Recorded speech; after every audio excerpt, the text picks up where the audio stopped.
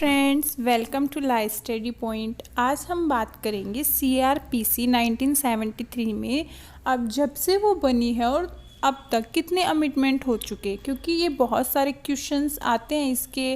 और जैसे judiciary exams में भी पूछा जाता है कि कौन से संशोधन में क्या मतलब जो प्रिंसिपल है, क्या मतलब बात आई, कौन सा सेक्शन ऐड हुआ, कौन से सेक्शन में सब सेक्शन सब क्लोज कौन सा, मतलब बहुत सारी चीज़ों का क्राइटेरिया छुपा होता है एक अमेंडमेंट में। ठीक है, वैसे अमेंडमेंट कॉन्स्टिट्यूशन के 368 आर्टिकल के अंदर है। ठीक है, उसको हम जब पढ़ेंगे, जब कॉन्स्टिट्यूशन पढ़ेंगे, पर मैंने इसलिए बताया क्योंकि संशोधन का भी जानने का पता होता है ना, कि हम संशोधन पढ़ रहे हैं तो उसका मीनिंग भी पता होना चाहिए कि कहाँ से रिलेट करता है वो। तो वो कॉन्स्टिट्यूशन के आर्टिकल 368 से रिलेट करता है। तो अब हम जानेंगे क्रिमिनल प्रोसीजर कोड 1973 के अमेंडमेंट हैं जो 1973 टू 2018, मतलब अभी हम 2018 तक पढ़ेंगे। फिर हम नेक्स्ट वीडियो में पढ़ेंगे 2019 से 2022 तक अभी तक अमेंडमेंट कितने हो चुके, क्योंकि जो पहले अमेंडमेंट हो चुके उनके बारे में सीरियसली बहुत ज़्यादा क्वेश्चंस बन जाते हैं। तो चलिए अब हम पूरे एक एक अमेंडमेंट पे बात करते हैं। दंड प्रक्रिया संहिता पर दिए गए संशोधन 1973 से 2018 तक। तो देखिए, इंग्लिश मीडियम और हिंदी मीडियम दोनों ही आप पढ़ सकते हैं, क्योंकि सिर्फ सेक्शंस है और सेक्शंस दोनों में सेम होते हैं। वर्डिंग है वो मैं आपको बोर्ड टाइप से बताती रहूँगी। तो देखिए क्या होता है कि संसद ने 10 बार दंड प्रक्रिया संहिता 1973 में संशोधन किए। अब याद रखिए 1973 में कितने बार अमेंडमेंट हुआ? 10 टाइम्स। ठीक है, तो देखिए जो दंड प्रक्रिया संशोधन अधिनियम है वो 1978 में हुआ।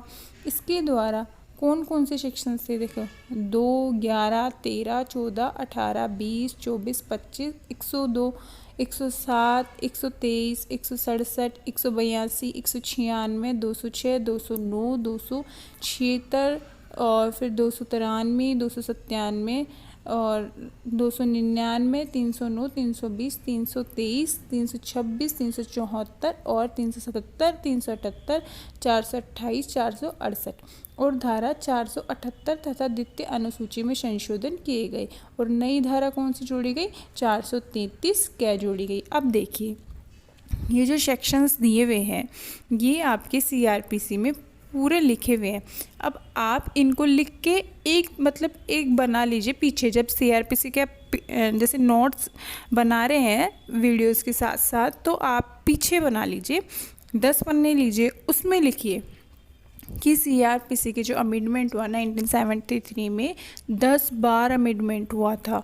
ठीक है, और कौन कौन से सेक्शंस में हुआ उनके बारे में छोटा छोटा लिख लीजिए कि सेक्शन 2 कौन सा है, डेफिनेशन क्लॉज है, सेक्शन ये वाला ये क्लॉज है, तो उन सब चीज़ों के बारे में लिख लीजिए ताकि आपको मतलब इन फ्यूचर भी बहुत आसानी होगी, क्योंकि बार बार नोट्स नहीं बनते।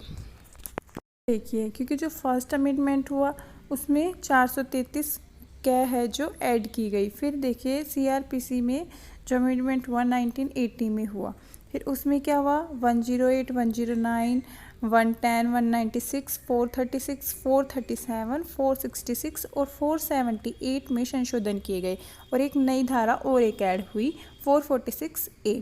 ठीक है, तो ऐसे जब आप ऐड वाली जो लिखे सेक्शंस तो उनको अलग पेन से लिख लीजिए या फिर कोई हाईलाइट कर लीजिए ताकि पता रहे कि ये वाले सेक्शन ऐड हुए थे।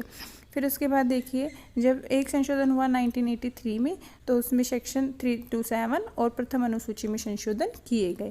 ठीक है, फिर उसके बाद बात करते हैं कि जब द्वितीय संशोधन हुआ 1983 में तो उसमें 174 और 176 और फर्स्ट शेड्यूल में संशोधन किए गए और एक धारा और ऐड हुई 190A। ठीक है, तो आप जो भी ऐड हो रही हैं उनको अलग से उसी में ही लिखते रहें और हाईलाइट करते रहें।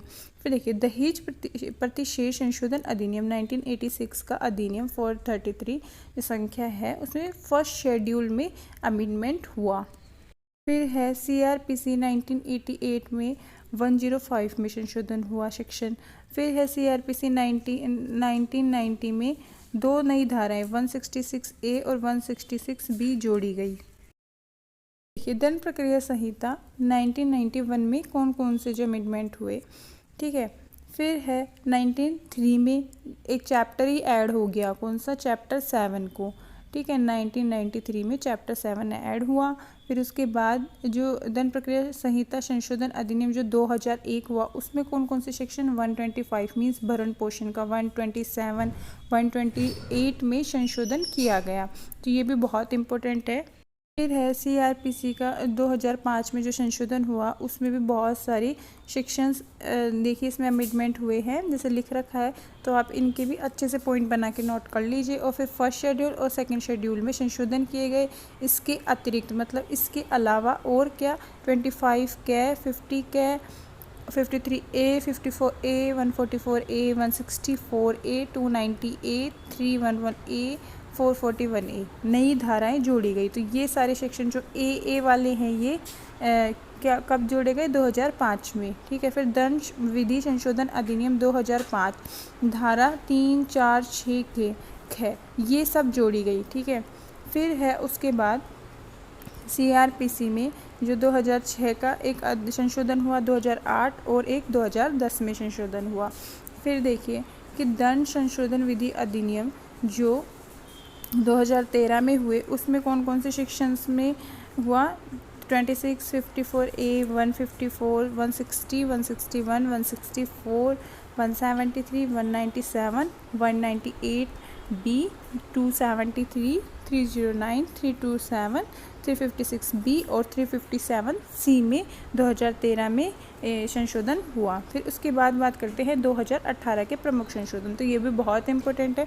देखिए जो CRPC के जो सेक्शन 26 है और IPC के जो सेक्शन है 354, 354A, B, C, D और फिर 376 मीन्स रेप वाले केसेस हैं, उन सब चीज़ों के बारे में भी है ये। तो जो भी संशोधन हुए वो किसी अधिकारी द्वारा किया जाएगा। किस अधिकारी द्वारा, महिला पीठासीन अधिकारी द्वारा। फिर है दंड प्रक्रिया संहिता की धारा 26 के अंतर्गत भारतीय दंड संहिता के उपरोक्त धाराओं का विचारण किस न्यायालय द्वारा किया जाएगा, उच्च न्यायालय और प्रथम सूची द्वारा अभिलिखित न्यायालय द्वारा किया जाएगा। फिर देखिए जो CRPC है उसके सेक्शन 154 के अंतर्गत कोई इत्तला लिखी जाएगी तो वो किसके द्वारा लिखी जाएगी, किसी महिला पुलिस अधिकारी द्वारा। और जो दंड प्रक्रिया संहिता की धारा 173 है और IPC की उपरोक्त धाराओं में जो अन्वेषण है भार साधक अधिकारी द्वारा कितने मास के अंदर किया जाएगा, 2 मास मीन्स 2 मंथ के अंदर किया जाएगा। और CRPC के 309 के अंतर्गत IPC की उपरोक्त धाराओं में जो इंक्वायरी है, चार्ज है, इन्वेस्टिगेशन है, वो सहायक अधिकारी द्वारा कितने मास के अंदर किया जाएगा, 2 मंथ्स के। फिर देखिए 309 ये जो इसमें बता रखा है कि उपरोक्त धाराओं में एक समय में कितने दिन के लिए अभिरक्षा में प्रतिप्रेषित किया जाएगा, तो वो 15 डेज।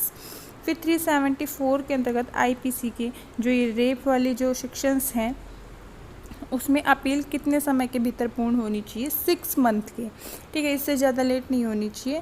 फिर देखिए CRPC 377(3) के अंतर्गत भारतीय दंड संहिता में उपरोक्त धाराओं में अपील कितने समय के भीतर, 6 मंथ के भीतर पूर्ण होनी चाहिए। फिर है दंड प्रक्रिया संहिता की धारा 437 ख के परंतुक के अंतर्गत भारतीय दंड संहिता की धारा 376(3) A, B के ख घ के अधीन विचारणीय किसी अपराध का अभियुक्त जमानत पूर्व आवेदन की सूचना ऐसे आवेदन की सूचना प्राप्ति की तारीख के कितने दिन पूर्व लोक अभियोजक को दे सकता है, तो वो आएगा 15 डेज के भीतर, मीन्स 15 डेज में लोक अभियोजक को सूचना दे देनी चाहिए। तो आप वीडियो के अंत तक बने रहने के लिए आप सभी का धन्यवाद। जिन लोगों ने भी सब्सक्राइब नहीं किया है वे सभी सब्सक्राइब कर दें, वीडियो को लाइक के बटन पर भी क्लिक कर दें, वीडियो को शेयर ज़रूर करें।